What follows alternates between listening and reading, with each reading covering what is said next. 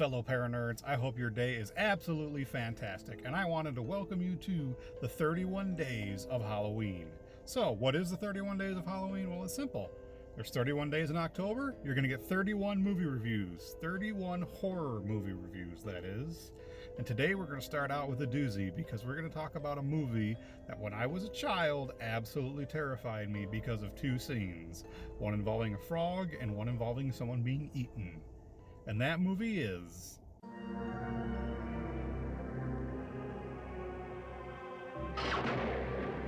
David Gardner just woke up to a nightmare in his own backyard.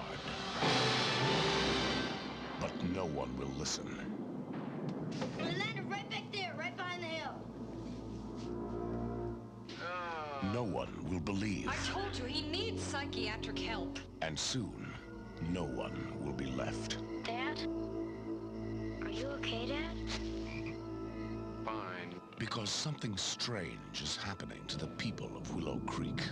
Everything's fine now. And David Gardner is about to find out why. David! I'm gonna find my mom and Dad! I'm back here! David Gardner?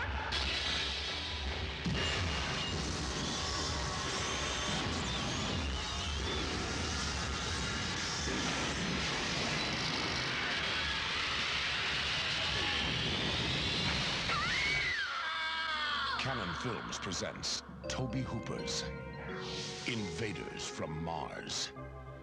There's no place on Earth to hide.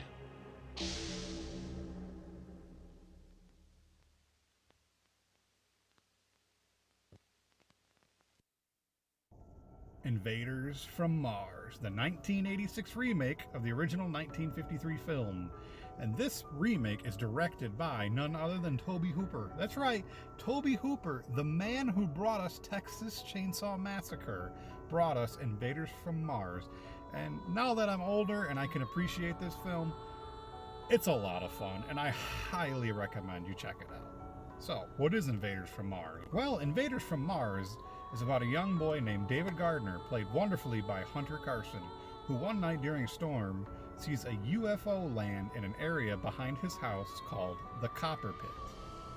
He runs screaming into his parents' rooms, who, of course, they don't believe him. They say, yeah, it's just a nightmare. We were out stargazing before. You probably just had a nightmare. Go back to bed.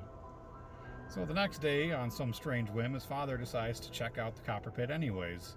So he's gone for a long while, and he comes back missing a sandal. He's got one shoe, and normally he's his bubbly, fun, jokey self, but now he's very serious and speaks in kind of a monotone phrase, and he's got some strange markings on the back of his neck. Young David is very suspicious about this, especially when they're sitting at the breakfast table and his dad literally pours a steaming hot cup of coffee and just downs it in one gulp. Steaming hot, downs it in one gulp. David's like, something's fucking wrong here. What's going on? So he has his suspicions. Maybe it wasn't a nightmare after all. So, as he's getting ready to head to school, his dad is trying to frantically get him to go to the Copper Pit, but he refuses. He sees the bus, he runs towards the bus, gets on the bus, goes to school. Thinks, oh, that's all over with. Everything will be fine. Nope.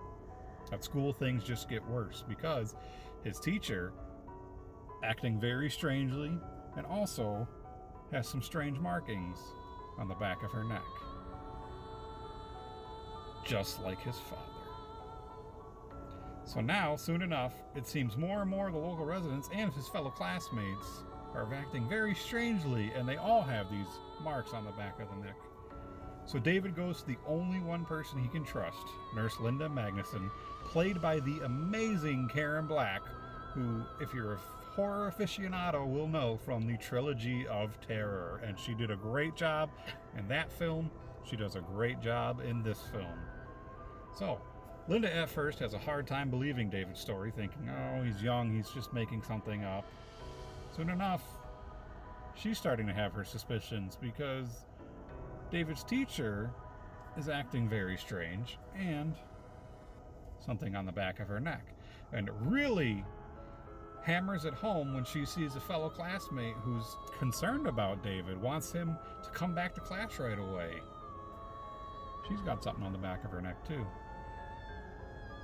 So as they find out, they decide there's only one person left they can turn to. The great General Wilson, played by the late James Cairn, known for the Return of the Living Dead films. Plays this role fantastically. If you love Return of the Living Dead and his role in it, you will absolutely love him in this. How can you not love James Cairn? He's fucking fantastic. May he rest in peace. We lost him in 2018. And it sucks because I would have loved to have met him and gotten his autograph. But, unfortunately, he has passed. May he rest in peace. But we will always remember him from Return of the Living Dead, and thanks to Tobe Hooper, Invaders from Mars. So, now that I'm done gushing about James Cairn, General Wilson is a friend of David's family, and he reluctantly listens to David's story. Having suspicions of his own, soon learns that the Martians have come to Earth to stop NASA and the military, a mission they have to explore more of Mars. They talk about how, that we saw pictures of rocks in the newspaper. Well, they found more on Mars, and they were planning on exploring more, but the Martians came and said, ain't happening, bud. And the rest you'll just have to see, because from there it seems like this small town movie turns into a full-blown war movie, and it's fucking awesome. Special effects in this film are remarkable, and of course they would be, because they are done by effects legend Stan Winston. Stan Winston and his company are known for films like Terminator, Aliens, Predator, Jurassic Park, just to name a few. All practical effects, all done, the designs, everything looks phenomenal that Stan Winston touches. And boy, oh boy, he did a fantastic job in this movie. And his expertise shows, especially in the designs of the Martian drones and the supreme Martian intelligence. They look fantastic. And if you are into creatures and monsters, you will absolutely love their design. The direction by Tobe Hooper is fantastic. The cinematography is amazing. The set designs for the Martian ship and the tunnels, they look real. I couldn't believe that they were sets. I was shocked. I thought they actually dug in everything. It was fantastic. Sound design and score are incredible and very memorable. Everything about this movie is just pure fun. The acting between David and Nurse Linda is sincere. She really cares for this young man. That, she sees him, throughout the day, blah, blah, blah. She could just write him off as, just a kid having some problems at home. But no, they're on screen back and forth is incredible. And why wouldn't it be? Because Hunter Carson, who plays David Gardner, and Karen Black, who plays Linda Magnuson, well, they're real life son and mother. So yeah, that's fantastic. How often is you get to act with your own son? That's a blast. It sounds like they had an incredible time on this film, and I'm so glad that they got to film it together. Some other fun behind-the-scenes facts are, Stan Winston, not only while working on this film, he was working on Aliens at the same time. That's right, James Cameron's Aliens. So he had to bounce back and forth between Invaders from Mars and Aliens. Two alien movies at once. That's incredible. I had Howard Berger for the Supreme Martian Intelligence. It was originally conceived, for the Supreme Martian Intelligence, which was conceived as a giant brain on legs. Stan Winston's crews built a puppet featuring a lizard-like tail and an animatronic face. Richard Landon and Dave Nelson built layers of bladders inside the puppet to simulate a breathing motion, and it looks fantastic. Winston's crews worked every weekend for weeks to finish up the work on Invaders from Mars before leaving for the Alien shoot. So, while Stan was going back and forth from studio to studio, his crew was finishing everything up because they knew, hey, we have to get this done and we got to move on to Aliens, no time. And you got to love special effects people. They put their all into it. Anyway, but continuing on, creating Martian Invaders, Invaders from Mars behind the scenes at Stan Winston Studios. Stan was right there with us, Howard Berger says, doing whatever had to be done, brushing up on urethane or painting. He even remembers Stan's son, Matt Winston, would also come in to help when he wasn't in school. He was a teenager at the time, and Berger says he was a great kid. Stan would say, put him to work, he'll do whatever you need him to. And of course, we always made him do all the crap slop work, but he never once complained he was a real pro, just like his father. Obviously, he learned a great work ethic from his dad. We finally finished everything and put it on a big truck to get down to San Pedro where they were shooting. It was just chaos trying to get all of this work done in time and get everybody into these crazy two-person suits. And the two-person suits he's talking about is these Martian drones, these evil potato head looking things that are... Watch the movie. Matter of fact, I believe the trailer even has the weird freaking things in them. Crazy looking things. Some more behind the scenes fact.